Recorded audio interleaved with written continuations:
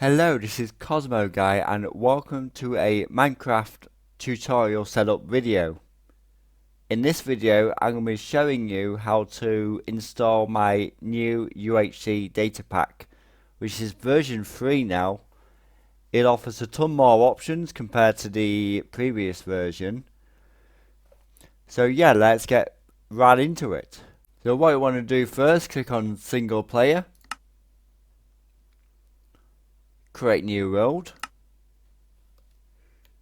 call it what you like. Make sure that's in creative and create new world. Now what I normally do, I use a website called chunkbase.com to look for a seed. I do this because the less oceans, the better, basically. Right, so once your world has loaded up, simply press your Windows key to return back to your desktop. Now, first of all, we need to find the Minecraft file. Now, I've actually got a shortcut to it, but we're going to do this the long way around. So you type %app data, all one word, no spaces, %. That's what you need to type, and click enter. Click on .minecraft, it's usually right at the very top. Then you want to go down to saves. Double click on that, and then locate your world. In our case, it's UHC. So open that up by double clicking. Now leave it open on this bit, and now you want to open the file you've just downloaded. Double click on that. You can use WinRAR, the built-in, even a built-in Windows 10 Zip Explorer, whatever it's called, is enough, or even 7-zip, which is what I use. Now just drag data packs straight across. Don't put it in any folders. Put it in the UHC folder. That will overwrite this one. If it asks you to overwrite, just click yes, but it won't do because that's empty. Right, close that down. You don't need that anymore. Go back into Minecraft. Right, now we're back in the world. What you want to do now is simply /reload. This will give you the control book and the information book. The information book basically now these are trigger commands which any player can use. You don't have to be opt.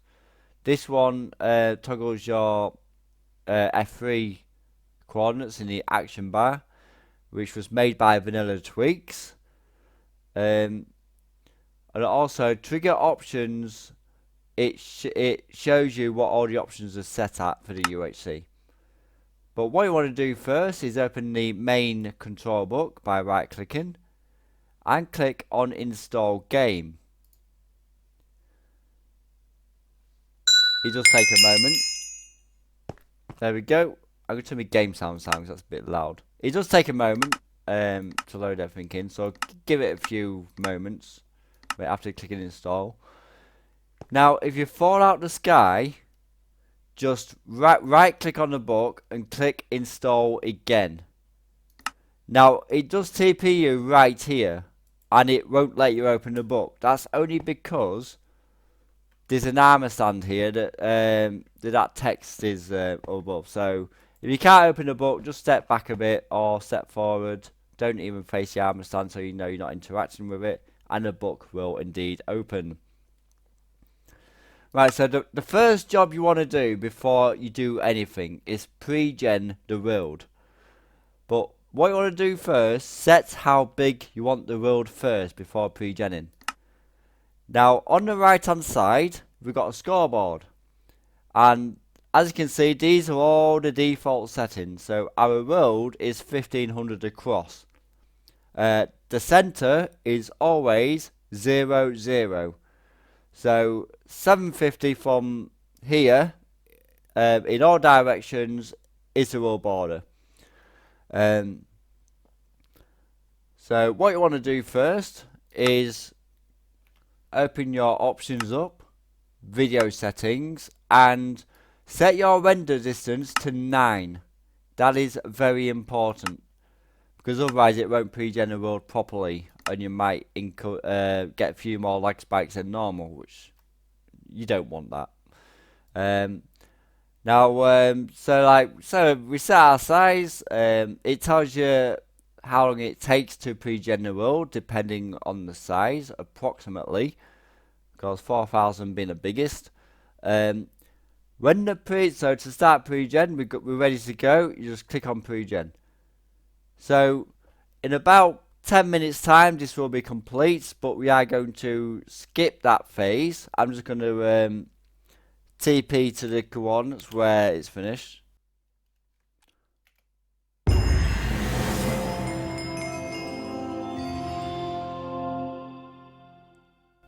So when it's finished pre-genning, it will automatically return you back to the lobby. So like, leave it pre-genning, make a cup of tea, get some dinner or whatever, and this will just keep going until the world has been fully pre-genned, depending on the size. You can cancel that at any time. When you click cancel, it will just return you to the lobby. But when it is done, you will also get a message saying it's complete. So now you want to set your UHC up with all the various settings and things. So we click on this arrow. Now you can set all this up before any other player logs on, up to page 5. So you can turn phantoms on and off, pretty self-explanatory. Regen from stews, as we know, it's a game mechanic that you can regen from eating crafted suspicious stews. Of course, brown and red mushroom and the oxy daisy gives you the regeneration effect, which heals about 1.5 hearts, I do believe. But if you only want it to be golden apples and potions, you can simply switch that off. You can choose player health. You can either have half health if you really want to challenge, normal health, or double health. It's entirely up to you. Auto cook, we always like auto cook, where ores and food are cooked automatically, so a furnace is not required. You can again have that on or off. So if you're mining iron, you will get the XP as if you smelted it in a furnace. We got weather. Oh, it's also the same with the raw ore blocks. If you mine a raw iron block, it will give you 9 times the amount of XP to what it would if you cooked 9 ingots in a furnace. Well, 1 ingot, you know what I mean. So say you got 18.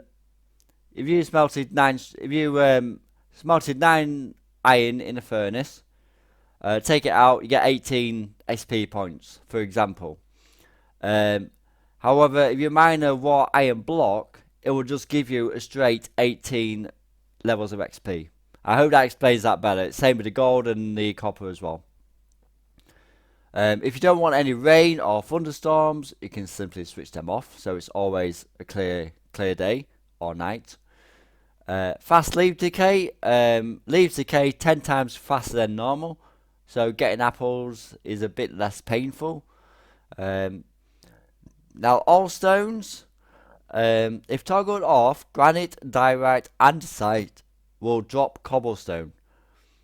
So it's just an option that saves your inventory space a little bit, because we know what inventory management is like in UHCs. It's not pretty. As we know, enchanted golden apples, they're pretty OP in the UHC. So here you have the option to turn them off. However, if you do find a chest that would have had a enchanted golden apple in, it will be replaced by 8 gold blocks, since that used to be the old crafting recipe for them. Level 2 potions, it basically makes glowstone dust unobtainable if you toggle it off. And regen potions, you will not be able to get gas tiers when this is turned off. Random day night start, this is a interesting feature. So as you know, when you start a UHC, it's always morning, isn't it? The sun is always just coming up. But if you turn this on, it could be midnight. It could be, the sun could be just going down. As it suggests, it will be a random time of day or night when the game starts. So this is quite a interesting curveballs, shall we say, in a UHC. On nameplates, you will only see your team's nameplates if toggled off. So you will not be able to see enemy nameplates if this is turned off. But you can choose how long. If you do have them off, you then have an option to bring the nameplates, turn them back on after a minute marker. And starter tools. All players will start with a full set of stone tools. So it just speeds up the gameplay a little bit, you know. Now here we've got the main game controls. As you can see on the right hand side, the border shrink start. So at the moment the world border will start shrinking as soon as the 20-minute marker comes up. So if you want to increase the length of your UHC, you can activate shrink at a much later time. Then you can also choose how long you want it to take the world border to shrink to its smallest size. You can choose when you want eternal day to happen. So we've got 20, you can just about make out the numbers, 20, 40, 60, 80, exactly the same as these basically. So eternal day, it basically does what it says on the tin. No more night times once this marker has passed. Now, if you've got name tags turned off, you can choose how long to go. So say you've got the activate shrink up 40, shrinks over 40. I don't know, that's an hour and 20 minutes for when the border completely stops shrinking. When the border has stopped shrinking, you will get a message in chat to notify players that the world border is now its smallest size. So keeping name tags hidden, maybe 100 minutes would be quite a good setting for that scenario. And as you can see, you've got a keep hidden option here as well in the name tags. And of course a final arena size. So the default size I do believe is 100, I think. Yes, final arena size 100. But now a lot of people get confused by this because 100 is the total size. 100 is from here all the way to the opposite wall. So people automatically assume, oh, final arena size 100. So rear X and Z 90, for example, definitely they're safe, but they're not, because 100 is in both directions. So it's actually 45 is safe. Anything below 50 or below, basically on both axes, is when you're safe. And I think that's about it. Now, as I said, when you're setting up this on your own, which you will be, do not go past page 5. Because page 6, this is when all players have logged on to the server. So do not touch this page until all players are in the UHC lobby. In sort of where you, well, in here basically, logged onto the server. And then you can choose, it is teams by default. Now if you're unsure what the settings are set at, simply open the book and click on this cog here. This broadcasts all game settings to all players. And then you press T, and then you can see, scroll up a little bit, it's from this equal sign. And then you can see it all, you can see what's on and what's turned off. So yeah, I think that's about it. Of course, we are playing. If, after you pre-gen the world, it's probably a good idea to render distance back up again.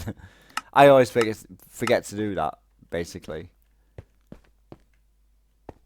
So I think I've covered pretty much everything.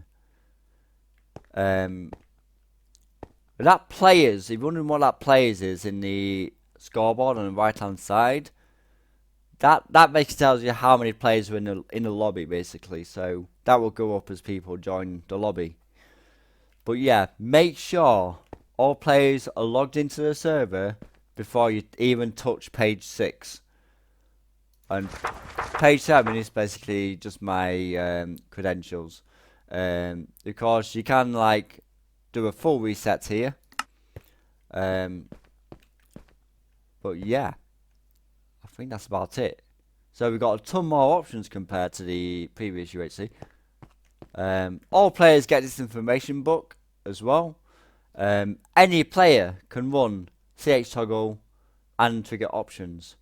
That turns the coordinates HUD on or off, and the trigger options, if I'm not up, and I can type trigger options in chat, and all the game settings will come up. So if you can't remember when the border starts shrinking, for example, or the final arena size, you can run that command and it will just tell you. So yeah, I think that's about it. I think I'll get a screenshot for the video. It's something like that. Looks okay. There we go. Let's have fun again. So yeah, thank you very much for watching. Just before I go, obviously we're playing this on a server. Once you pre-gen the world, just simply whack the world save into your server. Pretty straightforward. Or you can just create the world using a server. You know, it's entirely up to you. Just one more thing before I go.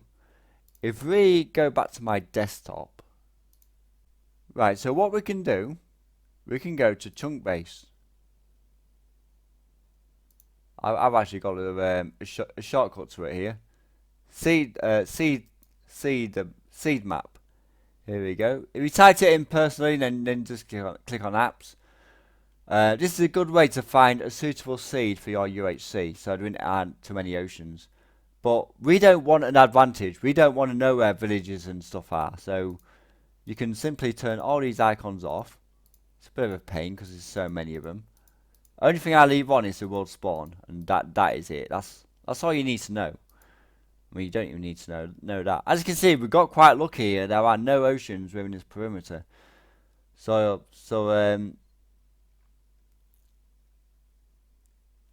actually, he doesn't tell you what this. Oh yeah, that's the seed number. So just copy and paste that into your single player world, or your server properties folder if you're creating this on a server. But it's the exact same method, making it on a server to what it is in a single player world. So yeah, thank you very much for watching, and I shall see you all later. Bye!